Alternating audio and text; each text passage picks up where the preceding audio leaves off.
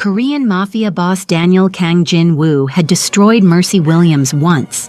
He'd humiliated her in front of everyone who mattered, accused her of betrayal, ended their engagement without mercy. Just over a year later, he saw her again in a park in Gangnam. She was sitting on a bench with a double stroller beside her, 2 babies. And the moment his eyes fell on them, something inside him shattered, because those babies looked exactly like him, and he knew his past wasn't finished with him. Hey family, before this story begins, I want you to do something real quick. Drop a comment below and tell me where you're watching from. Your comments fuel these stories. And don't forget to hit the subscribe button because what happens next will leave you speechless. Daniel Kang Jin-woo did not stop walking immediately. That alone told him something was wrong. He was not a man who froze in public. He did not hesitate. He did not lose control because of surprises. His life had been built on discipline, calculation, and silence. Yet his steps slowed, then stopped. Across the open park in Gangnam, under trees that cast long afternoon shadows, a woman sat on a bench. Mercy Williams. For a second, his mind rejected it. He had seen her in dreams, in passing reflections, in moments of exhaustion when his guard was down. But this was different. This was not a trick of memory. She was there. Real. Her hair was shorter, her face thinner, but her posture was the same. Straight, calm, guarded. The same way she had always looked when she was trying not to show what she felt. And beside her, Daniel's gaze shifted slightly. A double stroller. 2 small figures inside, mostly hidden by the shade. He felt something tight form in his chest, not panic, not anger. Something colder. His fiancée, Seo Yura, was still holding his arm. "You're not listening again," she said with a light laugh. "I was saying we should invite Chairman Han to the engagement dinner. It would look good politically." He didn't answer.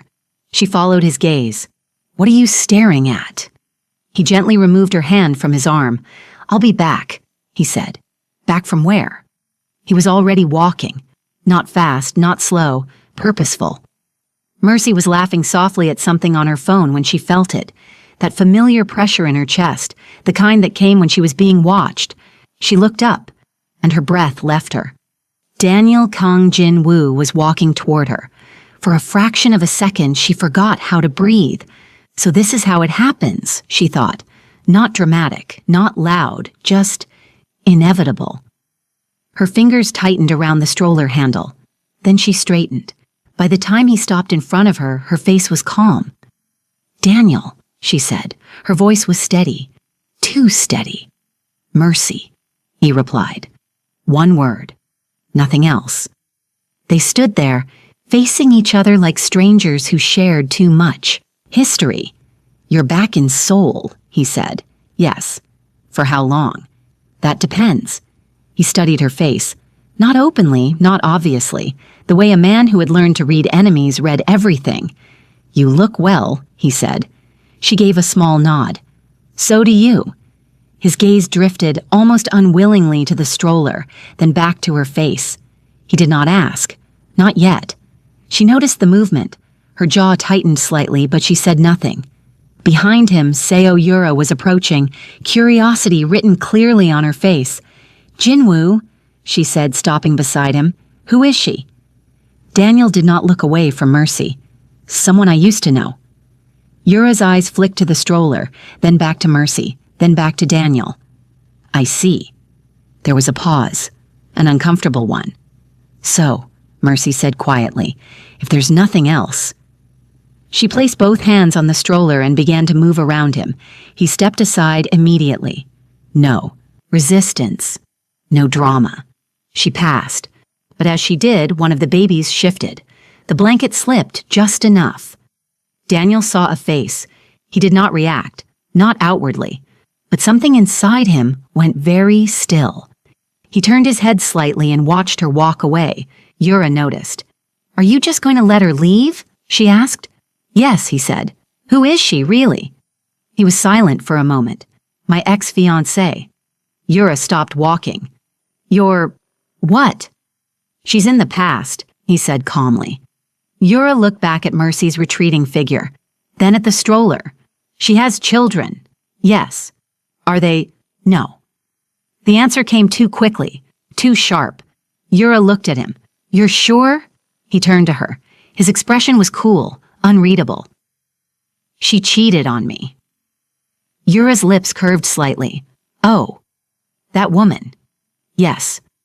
They stood there for a moment. Yura linked her arm with his again.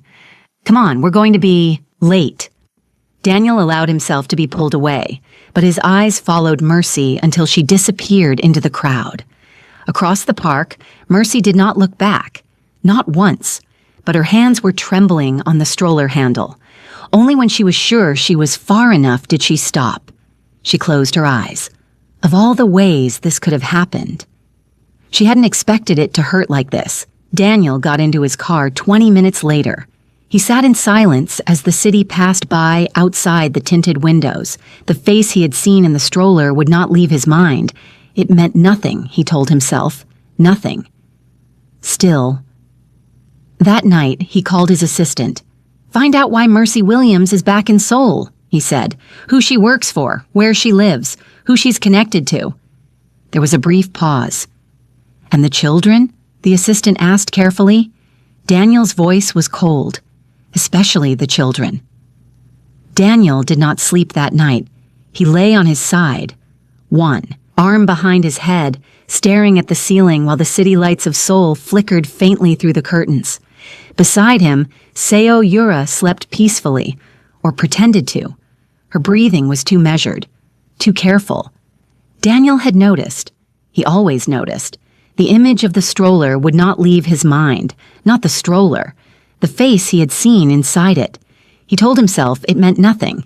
People resembled other people all the time. The mind searched for patterns where there were none.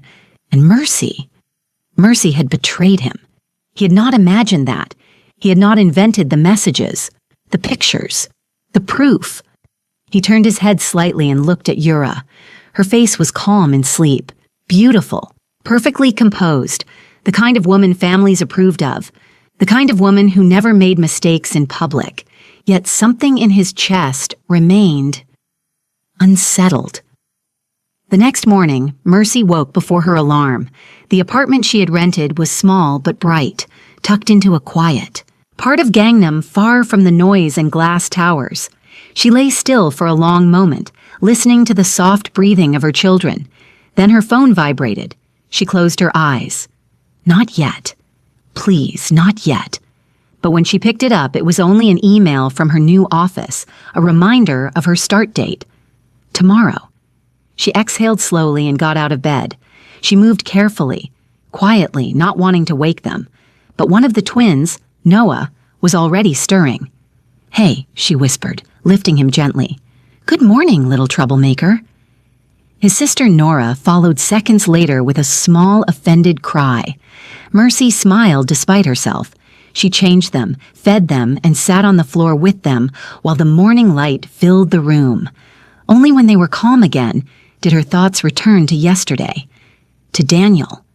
The way he had looked at her, not angry, not soft, just searching. That scared her more than anger would have. She had told herself for over a year that she would be ready for this moment. She had lied. Across the city, Daniel was already in his office. Find everything, he said calmly into the phone. I want a full report. His assistant, Mr. Choi, hesitated. On Mercy Williams? Yes. And the children? A pause. Yes. How far back? Daniel's eyes were on the city skyline. From the day she left Seoul. Another pause. Understood. He ended the call and sat back. He did not feel guilty. He felt cautious, which was worse. Later that afternoon, Yura walked into his office unannounced.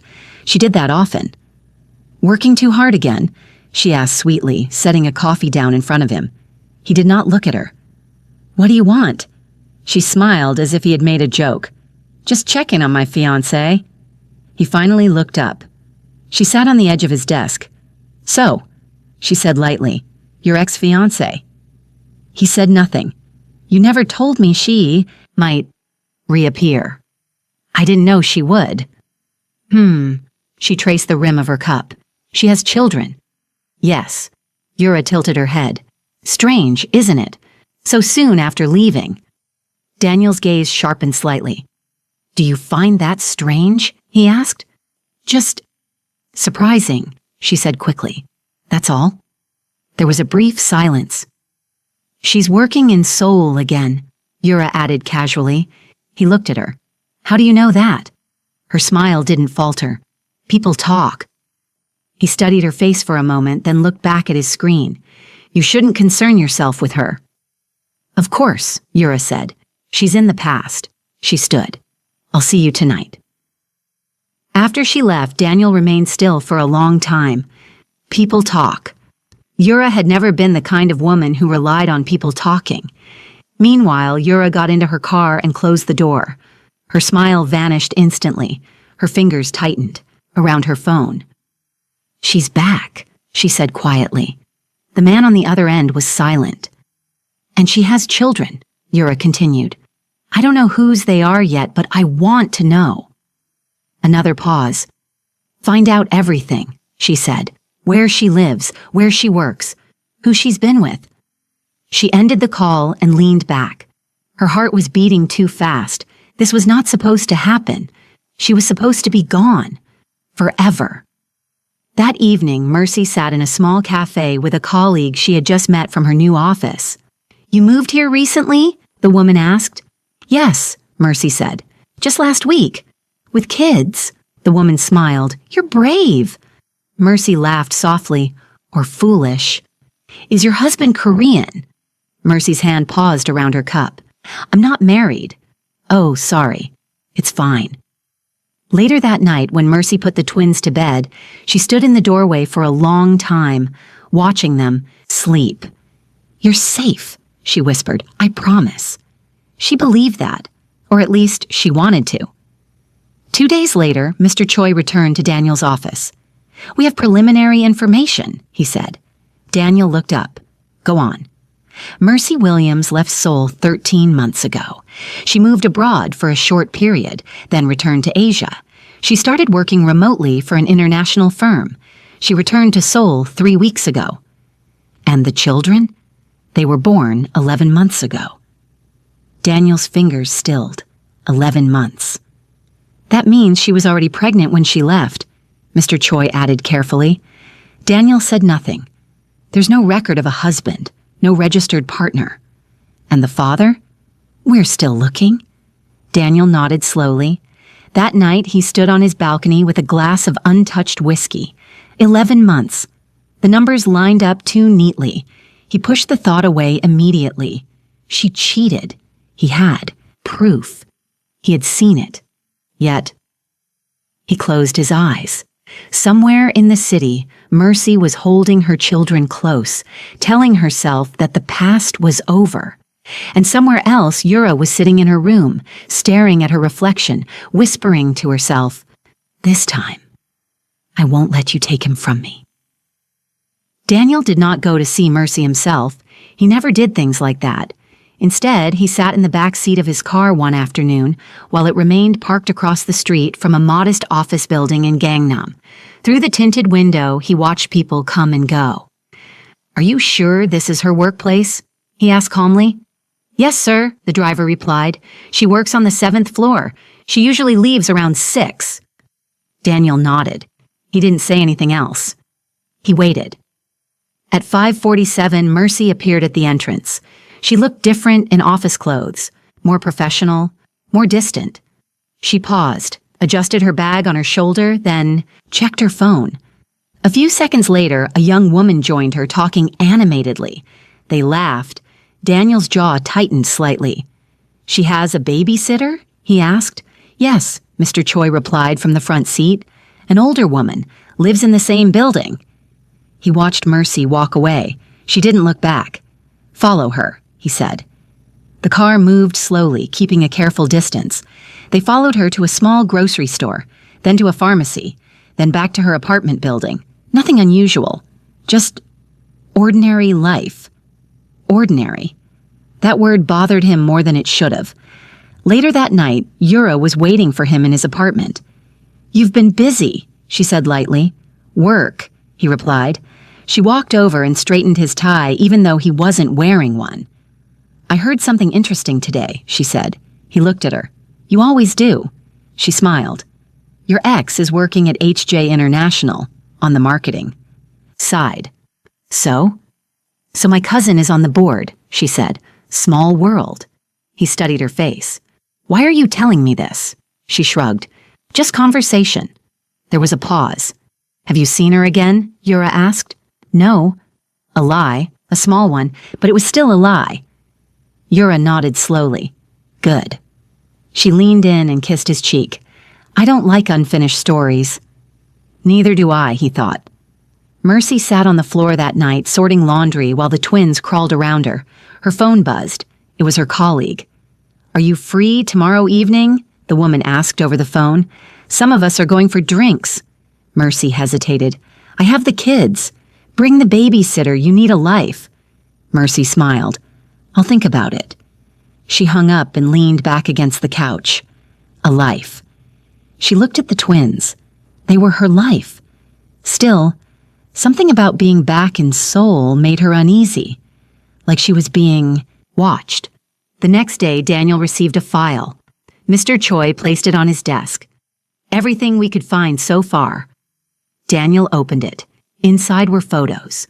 Mercy entering her building, Mercy leaving for work, Mercy at the grocery store, Mercy at the park again, with the stroller. He flipped through them slowly. "She doesn't see anyone regularly," Mr. Choi said. "No man, no visitors except the babysitter and a colleague from work." Daniel said nothing. He stopped at one photo. One of the twins was laughing. The child's eyes were very clear in the picture. Too clear. "Do you know the blood type?" Daniel asked suddenly. Mr. Choi blinked. "Of the children?" "Yes. We're trying to get hospital records," he said carefully. "It may take some time." Daniel nodded. Yura, meanwhile, was having her own meeting. "So you're sure she's back?" her friend asked over lunch. "Yes," Yura said, stirring her drink. "And she brought complications." "Children?" "Yes." Her friend's eyes widened. "Are they, I don't know," Yura said softly, "but I won't take chances." "What are you gonna do?" Yura smiled. "I'll remind her why she left." 2 days later, Mercy was leaving her office when a familiar voice called her name. "Mercy Williams." She stopped, turned. Yura stood there in a perfectly cut coat, smiling politely. "Do you remember me?" Yura asked. Mercy's heart sank. Of course she did. "How could I forget?" Mercy replied calmly. "I was hoping we could talk," Yura said. Woman to woman. Mercy hesitated, then nodded. 5 minutes. They went to a nearby cafe. The moment they sat down, Yura said, "You look... well." "So do you," Mercy replied. "I heard you're back in Seoul for good." "I'm here for work." "And the children?" Mercy's eyes hardened. "What about them?" "They're beautiful," Yura said lightly. "Daniel didn't mention them." "He doesn't need to." Yura smiled. Still so defensive. Mercy leaned back. "Why are you here?" Yura's eyes flickered. "I just wanted to say, welcome back, and to remind you..." "Remind me of what?" "Of the past." Mercy stood. "Conversation's over." Yura watched her go, her smile fading. That night, Daniel received another update. "We're close to accessing hospital data," Mr. Choi said, "but we'll need authorization or other means." Daniel looked at the city again. "Do it quietly," he said. He ended the call and stood in silence. Somewhere, a woman was trying to protect a life she built without him. And somewhere else, another woman was trying to make sure that life never touched his again. And Daniel was standing exactly in the middle. Daniel did not like uncertainty. He had built his entire life on controlling variables, people, situations, outcomes. But for the first time in years, something sat in his chest that refused to be categorized or dismissed. 11 months. The number repeated itself in his mind like a quiet warning. He told himself it was coincidence. He told himself Mercy had betrayed him, that she had been with someone else, that the proof he'd seen back then had been real, and yet he picked up his phone. "Any progress?" he asked calmly. "We're working on it," Mr. Choi replied. "The hospital where the children were born is private. Their records are protected, but we've found the facility." "Which one?" "Seongmin Women's Medical Center." Daniel closed his eyes briefly. That was the hospital his family used. "Get me access," he said. There was a pause. "Discreetly?" "Always." He ended the call. Across the city, Mercy was having a bad day. Nora wouldn't stop crying. Noah refused to eat. The babysitter had called in sick, and her head was full of thoughts she didn't want. She stood in the kitchen trying to calm Nora when her phone rang, an unknown number. She hesitated, then answered. "Hello?" "Mercy Williams," Yura's voice said smoothly. "We need to talk." Mercy's grip tightened on the phone. "I thought we already did." "I don't think we finished," Yura replied. "I'm nearby. Let's meet." "I'm busy." "So am I," Yura said. "But this is important." Mercy was silent for a moment. "Send me the address," she said finally. They met in a quiet, expensive cafe. Yura arrived first. She was dressed elegantly, as always. "You're late," she said. "I have children," Mercy replied calmly. "They come first." Yura smiled thinly. "Of course." They ordered drinks. Then Yura said softly, "Why did you come back?" "I already told you. Work." "And nothing else?" "No." Yura stirred her coffee. "You know, Daniel hates unfinished business." Mercy looked at her. "So do you." Yura's eyes flickered. "I just don't want old misunderstandings to complicate things." "There was no misunderstanding," Mercy said quietly. "I was accused and thrown away. Yura leaned in, and you left. You made sure I had no choice." For a moment, Yura said nothing. Then she smiled again. "Be careful, Mercy. Seoul is not kind to single mothers." Mercy's eyes hardened. "Is that a threat?" "A warning," Yura replied sweetly. Mercy stood. "We're done." As she walked out, her hands were shaking. Meanwhile, Daniel sat in a private room inside Seongmin Medical Center. The director himself was speaking to him. "Of course we respect privacy laws," the man said nervously. "But for you, Mr. Kang, we can check certain things." Daniel's voice was calm. "I don't need names. I need dates." The director nodded and typed quickly. 2 children were born here 11 months and 2 weeks ago, he said. "Twins, boy and girl."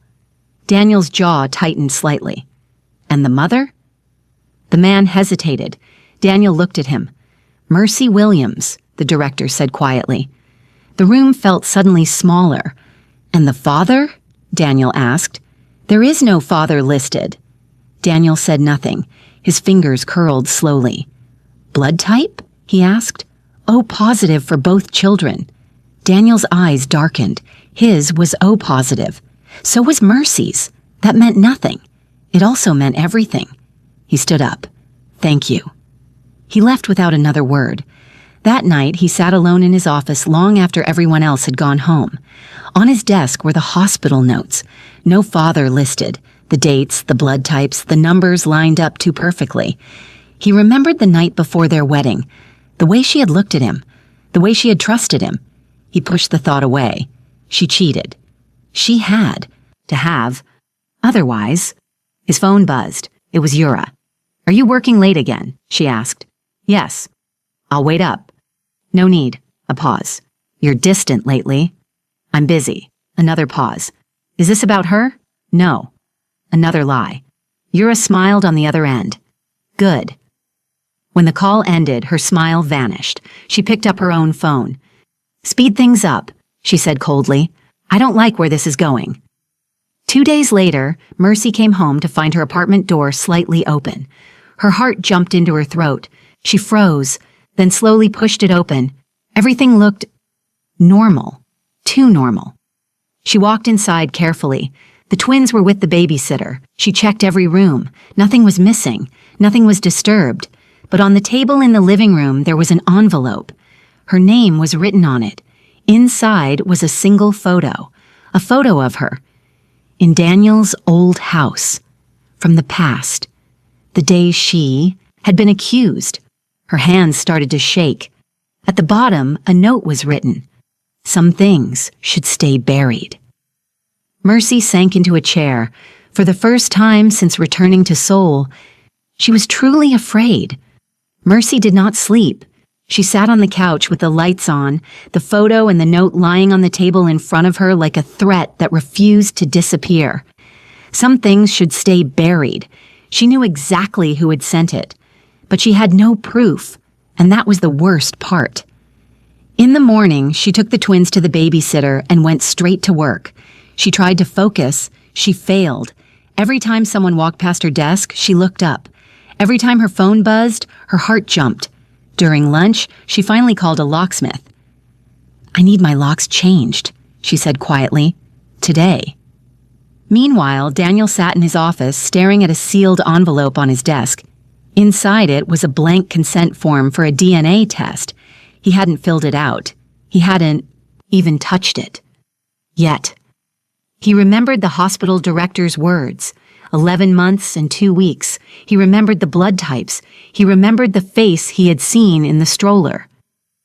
"This is irrational," he said to himself, but his hand still moved toward the envelope. He stopped. Not yet. Not until he was sure. He picked up his phone instead. "Find out who accessed Mercy Williams' apartment yesterday," he said calmly. "And how." "Yes, sir," Mr. Choi replied. That afternoon, Yura was already waiting for him again. "You've been quiet," she said, sitting down across from him. "I'm always quiet." She smiled. "Not like this." He didn't respond. "I ran into Mercy the other day," Yura continued lightly. "I know." Her smile stiffened for half a second. "Do you?" "Yes." "Then you know she's struggling."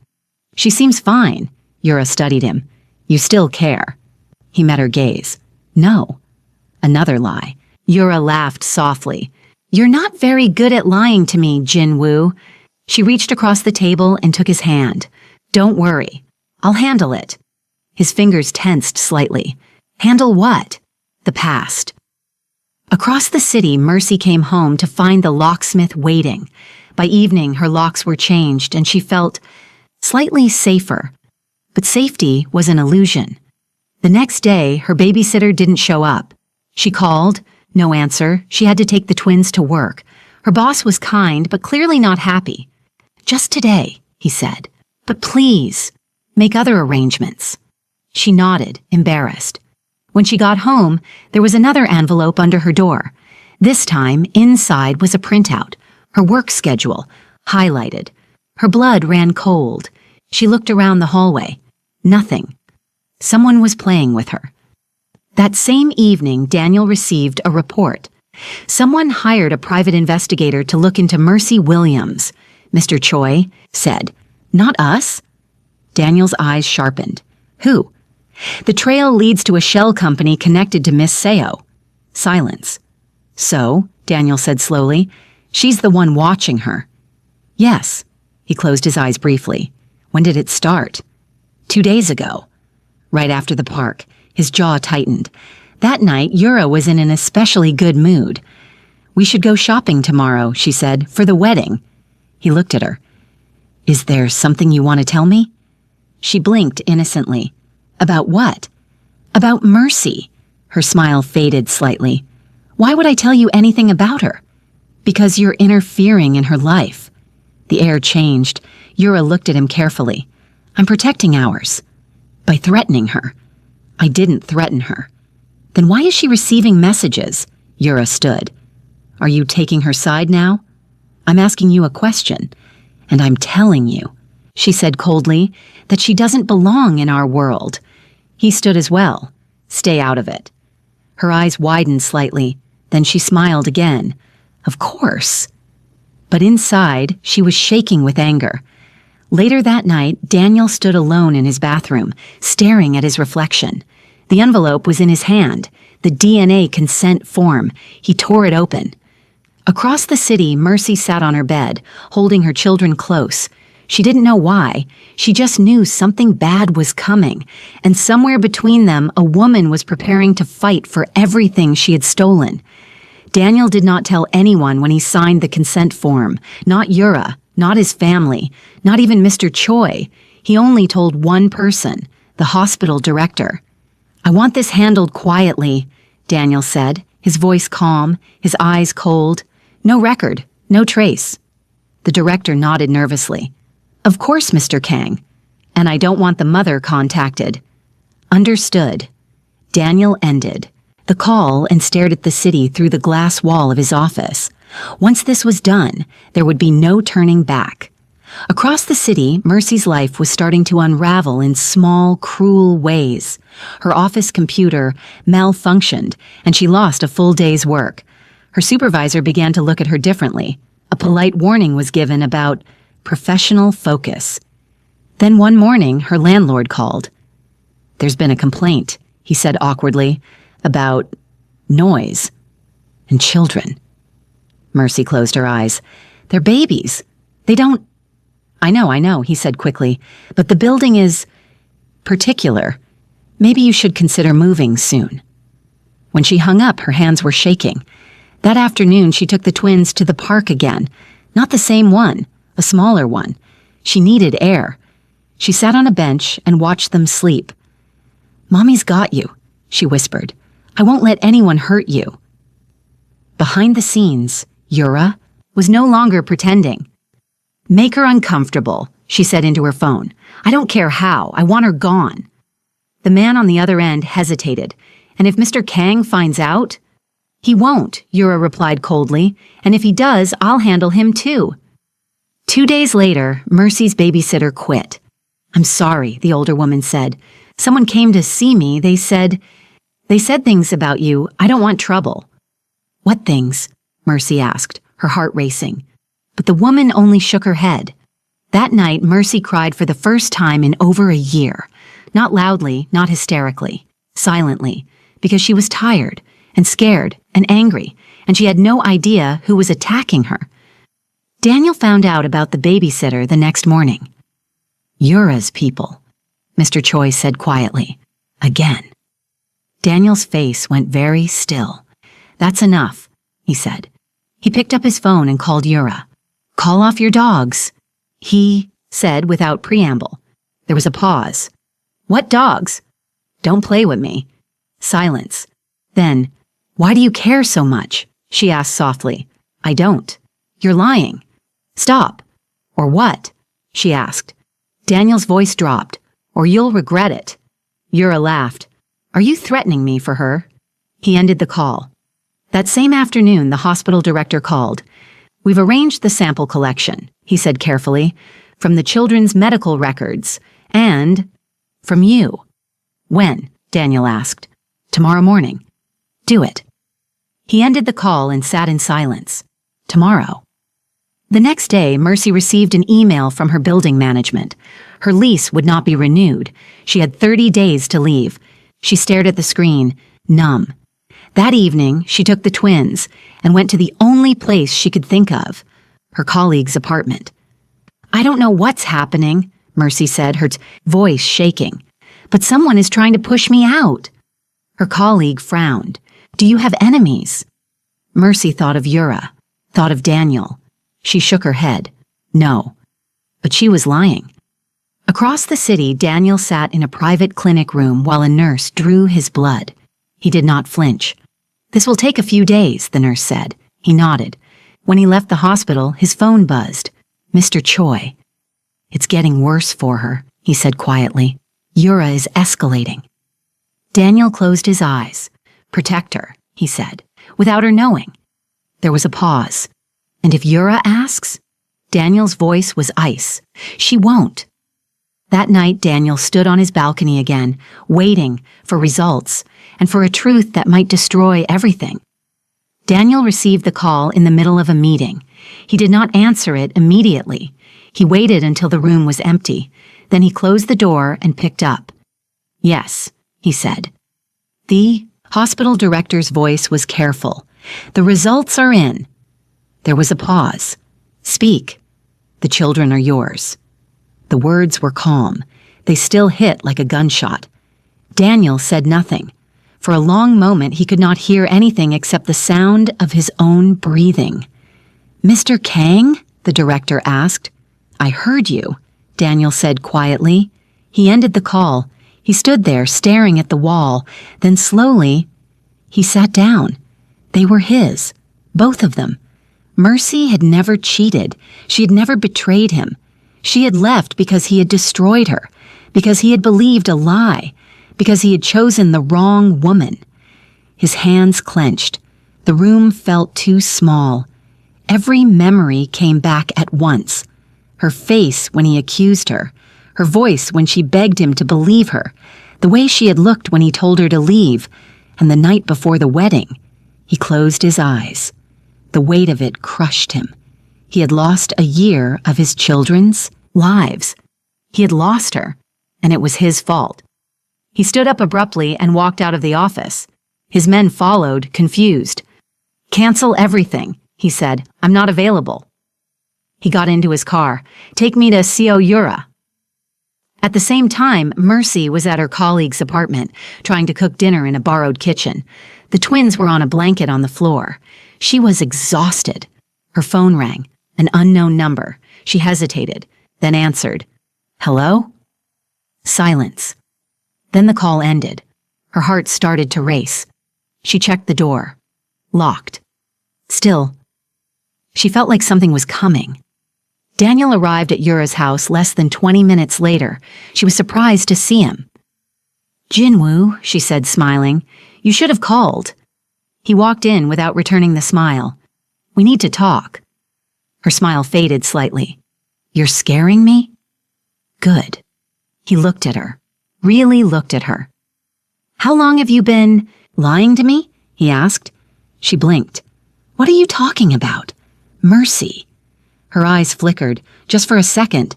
That was enough. "What about her?" she asked. "You said she betrayed me."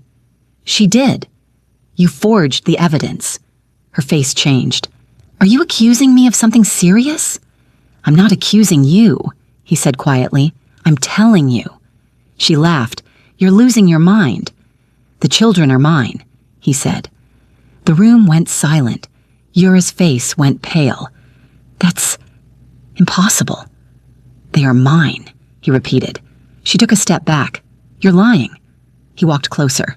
"You knew." "I didn't," she said quickly. "I swear." "You destroyed her," he said. "You destroyed me." Tears filled her eyes. "I did it because I love you." He looked at her like he was seeing her for the first time. "Get out of my life." Her lips trembled. "You don't mean that." "I mean it." "You can't just—" "I can," he said. "And I will." She reached for him. "Jinwoo, please." "Touch me again," he said coldly, "and you'll regret it." She froze. He turned and walked away. That night, Yura sat alone in her house, shaking with rage and fear. "This isn't over," she whispered. Meanwhile, Daniel sat in his car outside Mercy's colleague's building. He did not go in. He watched the lights. He did not know what to say. For the first time in his life, he was afraid. Afraid she would hate him. Afraid she would never forgive him. Afraid he was already too late. Daniel did not go home that night. He stayed in his office until dawn, staring at the city, replaying everything he had destroyed.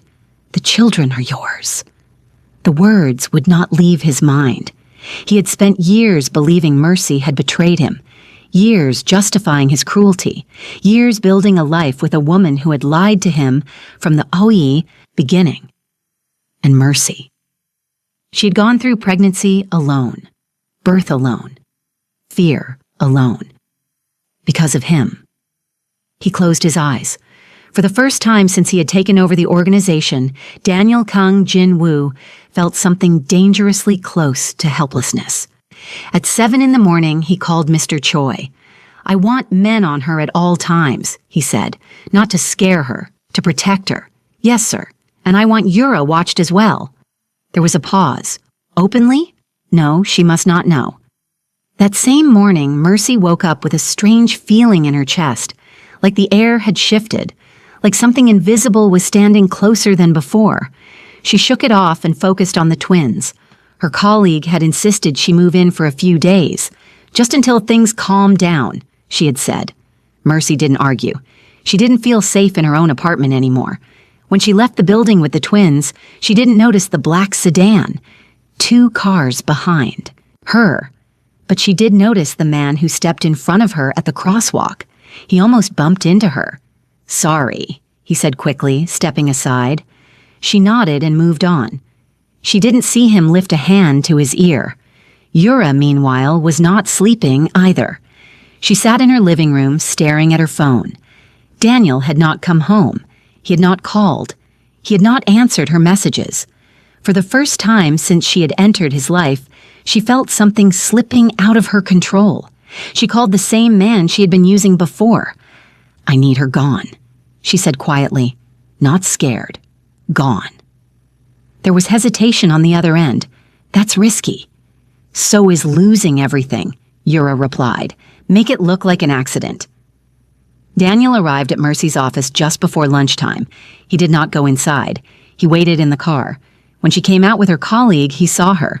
Really saw her. She looked thinner, tired, but still beautiful. And when she laughed at something her colleague said, something inside him twisted painfully. He did not follow her. He didn't need to. He already had men doing that. Instead, he went to his mother's house. She looked at him sharply the moment he walked in. "You look like a ghost," she said. "I made a mistake," he replied. She studied him. "That's new." "I destroyed something important." She was silent for a moment. And now I don't know how to fix it." She looked at him for a long time. "Who is she?" He didn't answer, but she already knew. That afternoon, Mercy went out alone to buy groceries. She left the twins with her colleague. She didn't notice the car that slowed down near her. She didn't notice the man watching her from across the street. She only noticed the sound, a sharp screech of tires.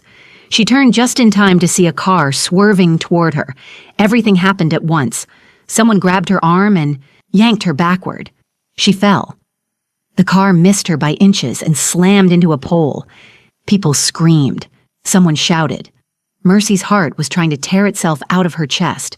She looked up. A stranger was holding her arm. "You okay?" he asked quickly. She nodded, shaking. By the time she looked again, the car was already gone. That night, Daniel got the call. "They tried to hurt her," Mr. Choi said. Daniel's face went completely cold. "Who?" "We can't prove it yet," Mr. Choi said carefully, "but it has Yura's signature." Daniel closed his eyes. "She crossed the line," he said.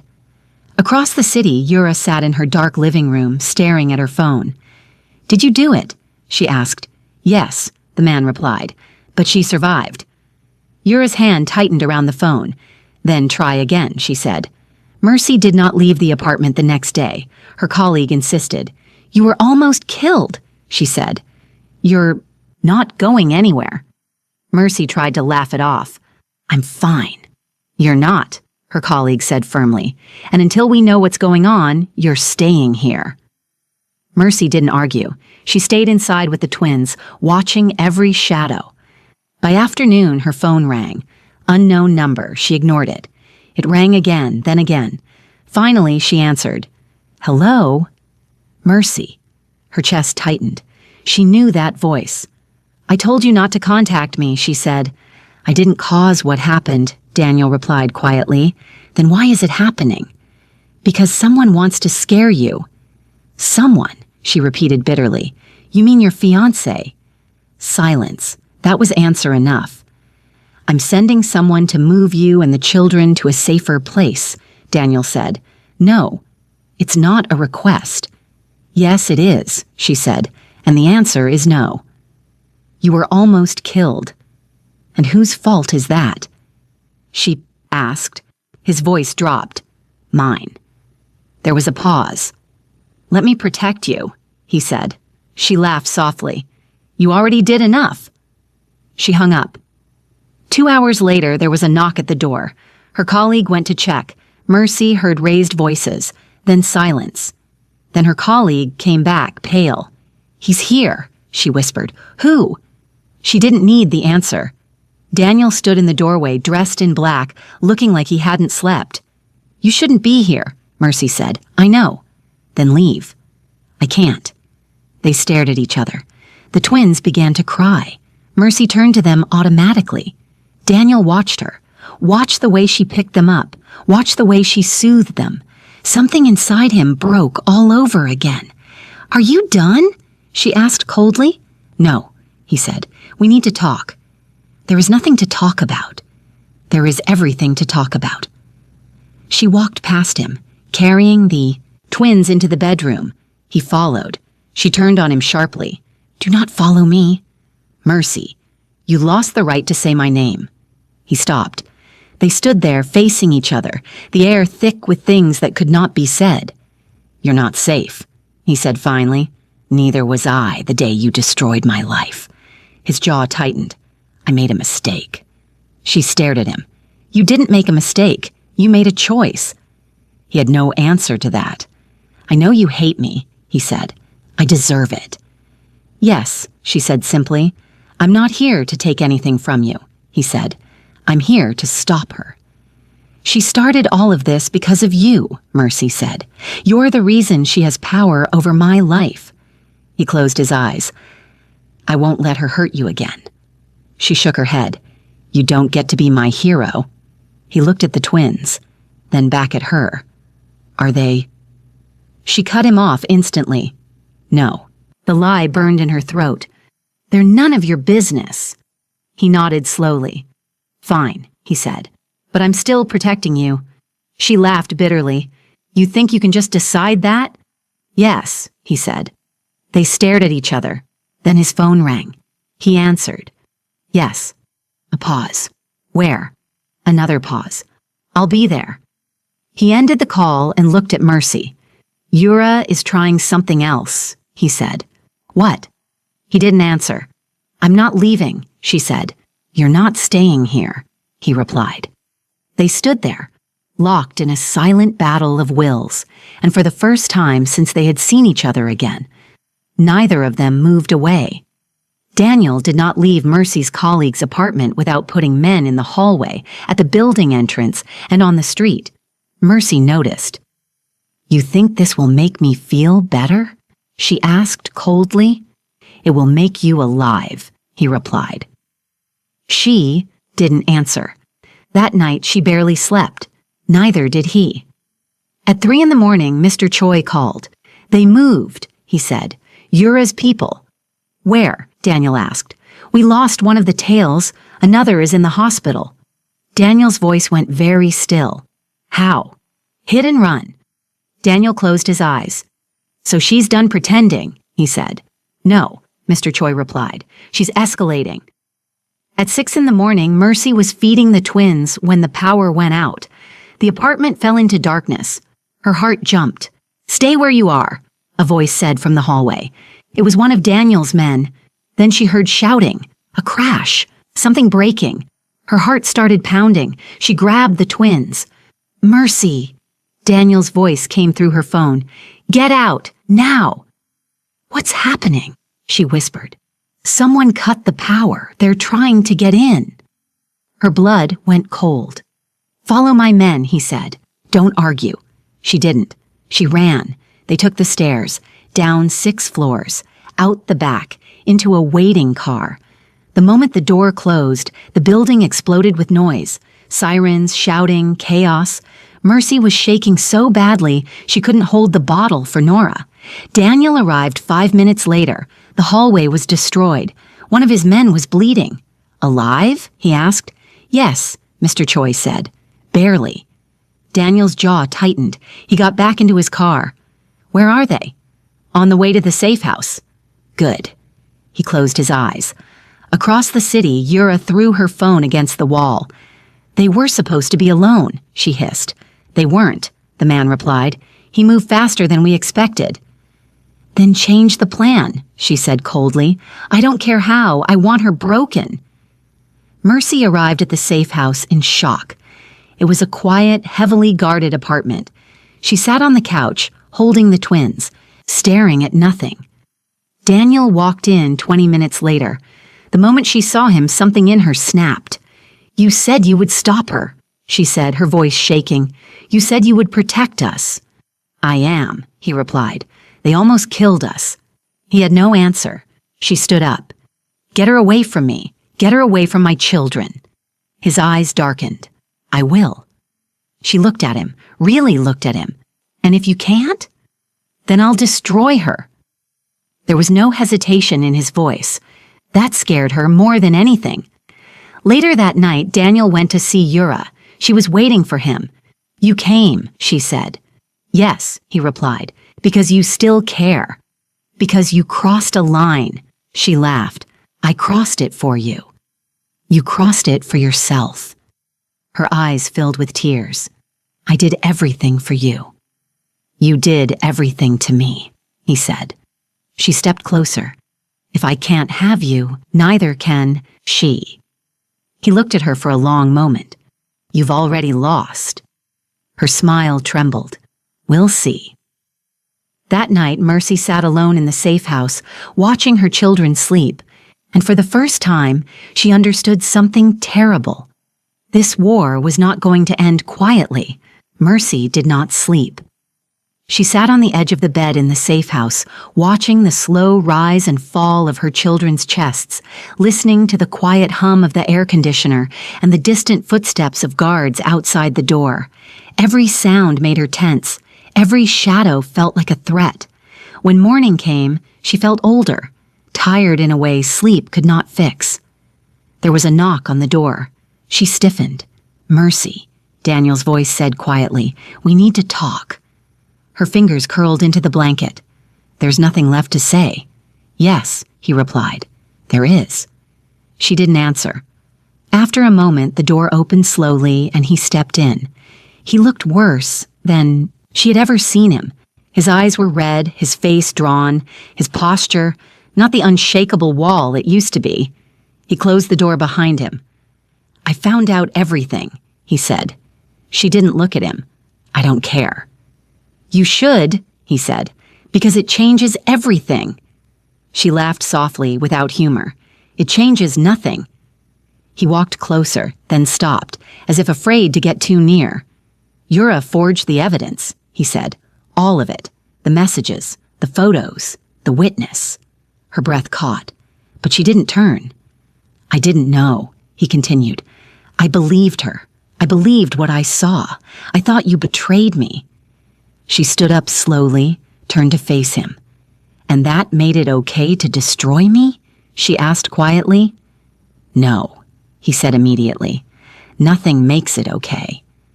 Her eyes were bright with unshed tears. "You didn't just break up with me," she said. "You humiliated me. You made me stand there while people whispered. You threw me away like I was nothing." "I know," he said. His voice broke. "I know, and I will regret that for the rest of my life." She shook her head. "You don't get to regret it. You got to move on. I got to survive." He closed his eyes. "I didn't move on," he said. "I was just empty." She laughed bitterly. How poetic. He took a breath. "The children are mine." The words fell into the room like glass. Her world tilted. "What?" she whispered. "I did a DNA test," he said. "Without you knowing. I'm sorry, but they're mine. Both of them." For a moment, she couldn't breathe. "You had no right," she said, her voice shaking. "You had no right to touch their lives." "I know," he said, "but I needed to know. And now that I do." "Now what?" she demanded. "You think that changes something? You think you get to walk back in and play father?" "No," he said. "I think I have to. Earn the right to even stand in the same room as them." Her tears finally fell. "I did everything alone," she said.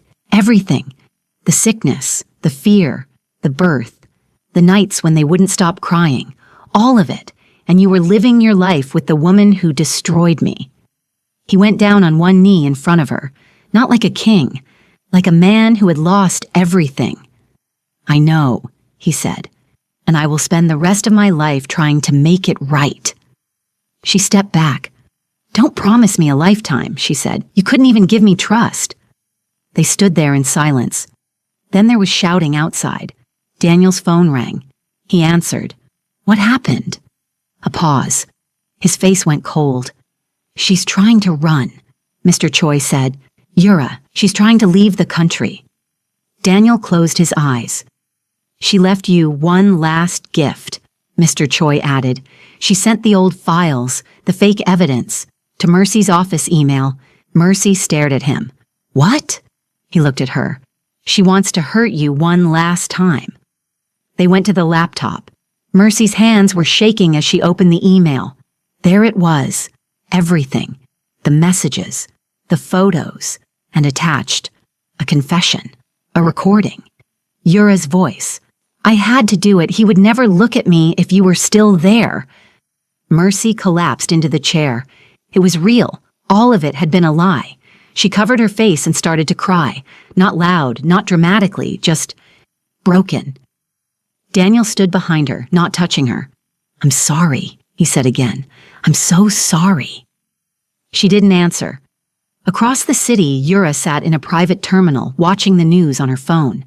They were already looking for her. She smiled bitterly. "I almost won," she whispered.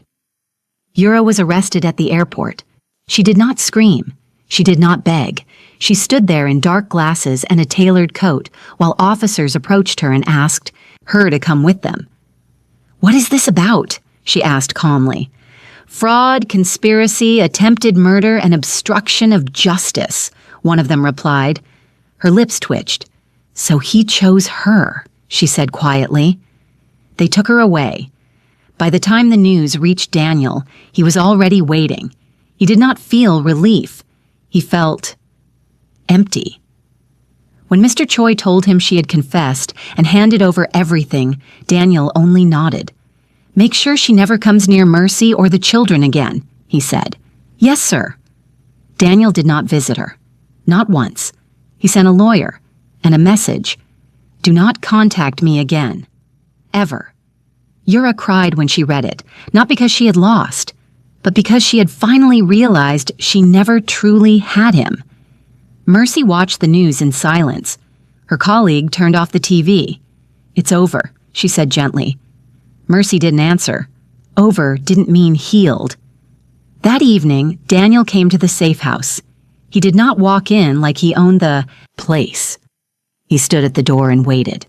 When Mercy opened it, they looked at each other in silence. "I'm leaving," she said. "Where?" he asked. "Away from here. I need space." "I won't stop you." She studied his face. "You would have. Before." He nodded. "Before, I thought I had the right. And now? Now I know I don't." They stood there for a long moment. "I'm not taking the children away from you," she said quietly, "but I'm not giving them to you either. I understand. I'm not ready to forgive you. I know." She hesitated. "But you can see them. Sometimes. When I say so." His breath caught. "Thank you," he said. She shook her head. "Don't thank me, earn it." They moved out of the safe house 2 days later. Daniel bought her a quiet apartment in a different part of the city. She tried to refuse. He said, "It's not a gift, it's protection." She accepted, reluctantly. The first time he came to see the twins, he didn't touch them. He just sat on the floor and watched them play. Mercy watched him too. He looked awkward, almost human. "Daniel," she said one evening when the twins were asleep. "Yes?" "You don't get to fix this fast." "I know." "You don't get to buy your way back into our lives." "I know." "And you don't get to assume I'll ever love you again." He swallowed. "I know." She looked at him for a long time. "But," she said quietly, "I won't lie. Some part of me never stopped." His chest tightened. She turned away. "That part is very tired." That night, Daniel sat in his car for a long time before driving away. He realized something. Winning Mercy back would be harder than any war he had ever fought, and he was willing to lose 1,000 times if it meant not losing her forever. Mercy did not forgive Daniel quickly, and Daniel did not expect her. 2. He moved like a guest in her life, careful, respectful, always asking before stepping closer. He came twice a week at first, sometimes just to sit on the floor and watch the twins play, sometimes to bring groceries, sometimes to fix something broken in the apartment. He never stayed long, and he never touched the children unless Mercy said it was okay. The first time Noah crawled into his lap by himself, Daniel froze like a man who didn't trust his own happiness. Mercy watched from the kitchen. She said nothing, but her chest hurt in a strange, quiet way. Daniel started changing his life in ways Mercy did not ask for and did not see at first. He canceled deals that involved people like Yura. He cleaned out parts of his organization. He stepped away from certain businesses. His mother noticed. "You're bleeding, Power," she said one evening. "I'm gaining something more important," he replied. She studied him. "Is it her?" He didn't answer, but she already knew. One evening, Mercy came home to find him sitting on the floor with the twins, building a tower out of blocks. Noah knocked it over and laughed. Daniel laughed too. It sounded strange, unfamiliar, almost shy. She stood in the doorway for a long time, watching. Then she said quietly, "Dinner's almost ready." He looked up. "Do you want me to leave?" She hesitated, then said, "You can stay." It wasn't forgiveness, but it was something. Weeks passed, then months. The fear slowly faded. The guards became less visible. The nightmares became less frequent. Mercy started working properly again. Her life began to feel almost normal. One afternoon, she took the twins to the same park, the one where everything had started again. She didn't plan to meet Daniel there. He was already there when she arrived. He stood when he saw her. "I was just leaving," he said. "You don't have to," she replied. They sat on opposite ends of the bench at first, then a little closer, then a little closer. The twins played in the grass. For a long time, neither of them spoke. Finally, Mercy said, "Do you still love me?" Daniel didn't hesitate. "Yes." She looked at him. "That's not enough. I know. I don't know if I can ever forget what you did. I know. I don't know if I can ever fully trust you again. I know." She turned to him. "Then why are you still here?" "Because love doesn't leave just because it's not welcomed," he said quietly. "It stays, and it waits, and it proves itself." She looked away. He didn't touch her, didn't push, didn't beg. He just sat there, being present, being patient. That night, after he left, Mercy cried, not because she was hurt, but because she was tired of fighting what her heart already knew. 3 months later, Daniel was shot. It wasn't dramatic, not an ambush, not a big attack. Just a reminder that his world was still dangerous. He survived. When Mercy got the call, she dropped everything and ran to the hospital. She stood by his bed, shaking. "You're not allowed to die," she said through tears. "Not after everything." He looked at her weakly. "Is that an order?" She nodded. "Yes." He reached for her hand. She didn't pull away. That was the moment things truly changed. After that, Daniel made a final decision. He stepped down from direct control of the most dangerous parts of his organization. He handed power to people he trusted. He kept the legal businesses, and he walked away from the rest. It cost him influence. It cost him fear. But it gave him something else: peace and a future. One evening, almost a year after their reunion, Daniel stood in Mercy's living room. The twins were asleep. Mercy was tired. He looked nervous. "I'm not asking you to marry me," he said suddenly. She blinked. "That's an interesting way to start a conversation." He smiled faintly. "I'm asking you to let me be your partner. Nothing more, nothing less. No promises I can't prove, no vows, no pressure." She studied him. "And if I say no, then I'll still be here, just a little farther away." She was quiet for a long time. Then she said, "Stay." He looked at her. "Stay?" "Yes," she said. "Let's try, slowly, carefully, like two people who know what it costs to be wrong." He nodded. "That's all I want." They didn't rush. They didn't pretend the past didn't exist. They built something new on top of it, something honest. One night, months later, Mercy watched Daniel read a bedtime story to the twins. He used funny voices. The children laughed. She leaned against the doorframe and realized something. Love didn't come back the same way. It came back wiser, stronger, more careful. Later, when the twins were asleep, she sat beside him on the couch. "You know," she said, "if you ever lie to me again, I will disappear. And this time, you will never find me." He looked at her seriously. "I believe you." She smiled faintly. "Good." Years later, people would say the Korean mafia boss changed, that he became quieter, that he stopped ruling by fear, that he became human. But the truth was simple. He had been given a second chance, and he had been smart enough not to waste it. Mercy never forgot what he did, but she chose to believe what he became. And sometimes, that is the bravest kind of love. Some mistakes can destroy lives, but real change is not proven by words, tears, or promises. It is proven by time, consistency, and actions. And forgiveness is not forgetting. It is choosing to build something new with someone who finally learned how not to break it. Now, a question for you. If you were Mercy, would you have given Daniel a second chance? And finally, if you enjoyed this story, don't forget to like, subscribe, and share it with someone who loves deep, emotional romance stories like this one. Your support helps this channel grow and brings you even more powerful stories.